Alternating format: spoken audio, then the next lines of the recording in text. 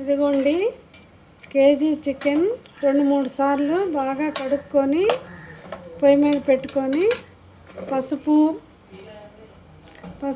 కొంచెం ఎక్కువగా వేసుకుందాం. పసుపు ఎక్కువగా వేసుకుంటే మంచిదండి. మీరు ఇంట్లోనే పసుపు తయారు చేసుకోండి. 1 స్పూను ఉప్పు, కావాలంటే మళ్ళీ వేసుకోవచ్చు. ఇది అల్లం చికెన్ ఫ్రై అన్నమాట.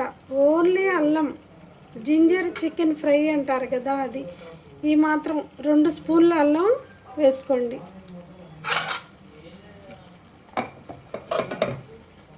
కొంచెం నూనె,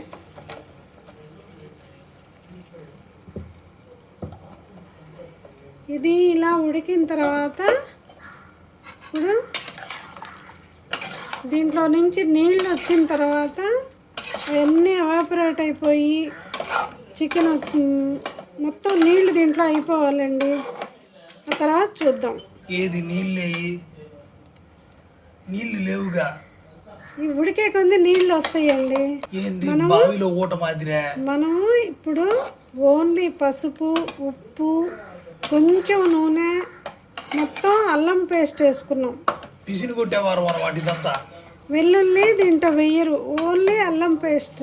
దీంట్లో నీళ్లు వచ్చి అయిపోయిందాక దీన్ని ఉడికించుకుందాం, తర్వాత చూద్దాం. ఇదిగో అయిపోవడానికి ఎంత టైం పట్టిందో చెప్పు ఒకసారి. ఇదేంది ప్లేట్ ఇది మొట్టు అమ్మ.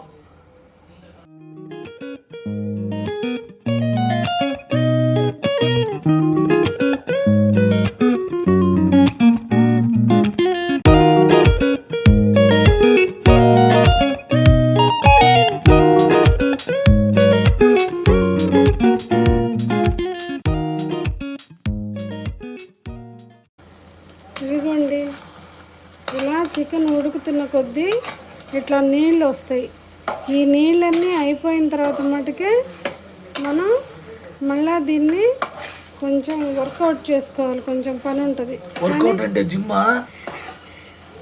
ఎట్లా చెప్పమ్మే. అదే ఈ నీళ్ళన్నీ అయిపోయిన తర్వాత మళ్ళీ ఈ కూర ఎలా చెయ్యాలి అనేది చూద్దాం. ఏ నీళ్లు బాగానే ఉంటాయిగా, ఎందుకు ఆవిరైపోవాలి?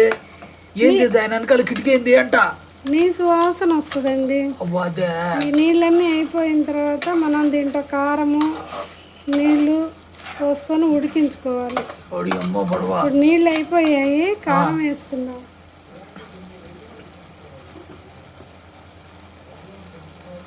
ఇది కూడా ఇంట్లోనే పొడి కొట్టుకున్న కారమా? అవునండి, అన్నీ ఇంట్లోనే చేసుకోండి. ఆర్గానిక్ అన్నమాట. మీరు అదే రా ఫుడ్ మిరపకాయలు తెచ్చుకొని మిల్లులో ఆడించుకోండి. బయట దొరికే ప్యాకెట్ పౌడర్స్ వేయొద్దండి. మనం ఇంత కష్టపడి వండుకుంటూ ఆ పౌడర్లు అవి వాడి రవాలు తెచ్చుకునే కంటే కొంచెం శ్రమ పడితే మంచిగా ఫుడ్ తీసుకోవచ్చు. అబ్బా అమ్మే, నువ్వు వంటే కాకుండా మంచి చిట్కాలు కూడా చెప్తున్నావుగా. ఇప్పుడు దీంట్లో మనం 2 గ్లాసులు నీళ్లు పోసుకొని ఉడికించుకోవాలి. ఏంది అసలు నేను మాట్లాడేది పట్టించుకోదన్నమాట ఈ అమ్మాయి. బాగా ప్రొఫెషనల్ లాగుంది.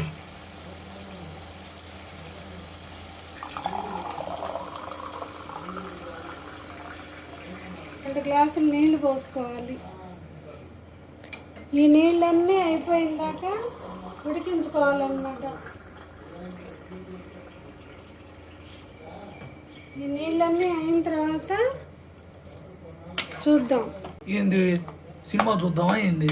ఈ లోపల మనం కొన్ని ఇంగ్రీడియంట్స్ రెడీ చేసుకుందాం. ఇది నీళ్ళన్నీ అయిపోయే లోపల ఇంకొంచెం వీటికి ఉల్లిపాయలు, టమాటాలు అవి ప్రిపేర్ చేసుకుందాం. ఇతర కుటుంబ సభ్యులు ఎవరైనా ఉన్నారా? వెళ్ళిపోతే మళ్ళీ మూత పెట్టుకోయమ్మా. ఇదిగోండి, ఎంతవరకు వచ్చిందో చూద్దాం. నెల్లూరు దరిదాపుల దాకా వచ్చేసి ఉంటుందిలే. కొంచెం నీళ్ళు అయిపోయినాయి. ఏమే మొత్తం అయిపోదా?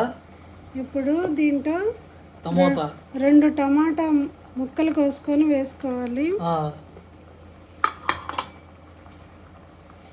ఏంది చెప్పు, చెయ్యి నొప్పి పడతావల్లా. తర్వాత మనం నాన్ వెజ్ వండుకునేటప్పుడు ఎప్పుడైనా లవంగాలు మరీ 1-2 కాకుండా ఒక 4-6 వేసుకుంటే బ్యాక్టీరియా ఉండదండి. ఒక చెక్క చికెన్లోనా మనలోనా? ఇప్పుడు ఇది నీళ్ళన్నీ అయిపోయిన దాకా ఉడికించుకున్నామండి. ఎందుకు వెలిగించా చెప్పు. ఇదిగోండి చికెను ఇక్కడ ఉడుకుతుంది. ఇప్పుడు దీంట్లో కావాల్సిన ఆనియన్ ఫ్రై ఇక్కడ చేసుకుందాం. అన్నీ తగ్గించు, నూనె మాత్రం లెప్పటి పోసావు. దాంట్లో వేయలేదు కదా మనం, చికెన్లో ఒక స్పూన్ వేసాం. అందుకని ఇందులో దబర పోలించాలా? దీంట్లో ఆయిల్లో ఆనియన్స్ కొంచెం ఎక్కువ పడతాయి. మీకు కూర ఎక్కువైతే ఆనియన్స్ కొంచెం ఎక్కువ తీసుకోండి, తక్కువైతే అన్ని వస్తువులు తగ్గించుకోవాలి. ఎక్కువైతే ఎక్కువ, తక్కువైతే తక్కువ. ఇప్పుడు దీంట్లో ఆనియన్స్, అదే ఉల్లిపాయలు, పచ్చిమిరపకాయలు ఎర్రగా వేయించుకోవాలి. ఇక్కడ చికెన్ ఉడుకుతుంది, ఇక్కడ ఎర్రగా ఆనియన్స్ వేయించుకున్నాం. ఇదిగోండి ఇట్లా ఆనియన్స్ ఇంకొంచెం ఎర్రగా రావాలి. ఇదిగోండి ఈ మాత్రం ఆనియన్స్ వేగితే చాలు, ఎందుకంటే మళ్ళీ మనం చికెన్లో వేసి వేపుకోవాలి. ఇప్పుడు దీంట్లో ధనియాల పౌడర్ వేసుకొని వేయించుకుందాం. ధనియాల పౌడరు ఒక 4 స్పూన్స్. ధనియాల పొడి హోమ్ మేడేనా? అన్నీ హోమ్ మేడే మంచిదండి. ఇవి కూడా ఇంట్లో మనం మిక్సీలో వాడుకున్న ధనియాల పొడి. ధనియాల పొడి అరుగుదలకు మంచిది కదా. ఇట్లా ఎర్రగా ధనియాల పొడి ఆనియన్స్తో వేగితే చికెన్కి మంచి రుచి వస్తుంది, రంగు సువాసన. ఓకేనండి. చికెన్ ఉడికిన తర్వాత ఇది దాంట్లో కలుపుకొని వేపుకోవాలి. కాదమ్మే, రంగు సువాసన గురించి ఏంది చెప్పు. అది కూడా ఇంకా ఉంది ప్రాసెస్ కూర. ఇదిగోండి చికెన్ ఉడికిపోయింది, నీళ్ళు అయిపోయినాయో లేదో చూద్దాం. నీళ్ళు అయిపోయాయండి. ఇప్పుడే మనం ఈ ఆనియన్స్ దీంట్లో కలుపుకోవాలి.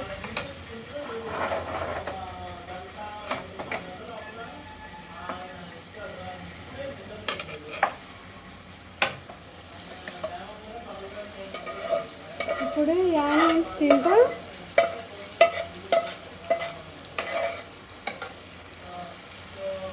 మనం వేపుకున్న ధనియాల పొడి,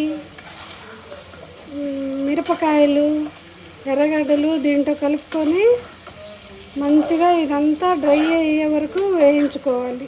ఇదిగోండి ఇలా ఆనియన్స్, మనం వేపుకున్న ఆనియను, పచ్చిమిర్చి, ధనియాల పొడి ఉంది కదా, అదంతా దీంట్లో కలేసుకొని ఇలా బాగా ఎర్రగా అయ్యేంత వరకు వేయించుకోవాలి.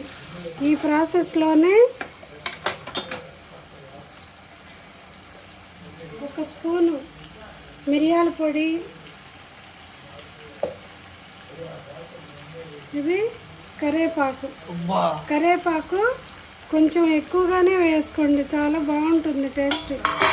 ఏంటంటే సువాసన కూడా ఎదిరిపోతుందా, చూడడానికి కూడా పచ్చగా భలే కనపడతా ఉంది. మీకు కారం కావాలంటే ఇంకొంచెం వేసుకోండి. అమ్మే, నువ్వు వీళ్ళందరికీ నేర్పిస్తున్నావు కానీ ఈ వంటకం నీకెవరు నేర్పించారు? అమ్మే నిన్నే. ఈ వంట పిల్లల కోసం చేస్తా ఉంటే అదే అలవాటు అయిపోయిందండి, సొంతగా నేర్చుకుందే. ఏంది పిల్లల కోసం కూడా చేస్తున్నా నువ్వు? పిల్లలు మా అబ్బాయిలు, మీ అబ్బాయిలా? మా బాబోళ్ళ కోసం చేస్తుంటే అట్లాగే నేర్చుకున్నా. శోభనమే నువ్వా? ఎంతోమంది మీ బాబులాంటి బాబుల కోసం, బ్యాచులర్ బాబుల కోసం తయారు చేస్తున్న వంటకమేనా ఇదే? అబ్బబ్బబ్బా, చూడండి. ఈ చికెన్ వాతం చేస్తుంది, నాటుకోడిలాగా ఆరోగ్యం కాదండి. ఇది వాతం ఎక్కువ, పెంచే కోళ్ళు కదా, అందుకని ఇవి పెంచే కోళ్ళు కాబట్టి మనం అల్లం ఎక్కువ వేసుకుంటే, మిరియాల పొడి, అల్లం, ఈ కరివేపాకు ఎక్కువ వేసుకొని చేసుకుంటే హెల్త్కి మంచిది. వాతపు నొప్పులు అవి ఉండవండి. ఏమయ్యా విన్నారా?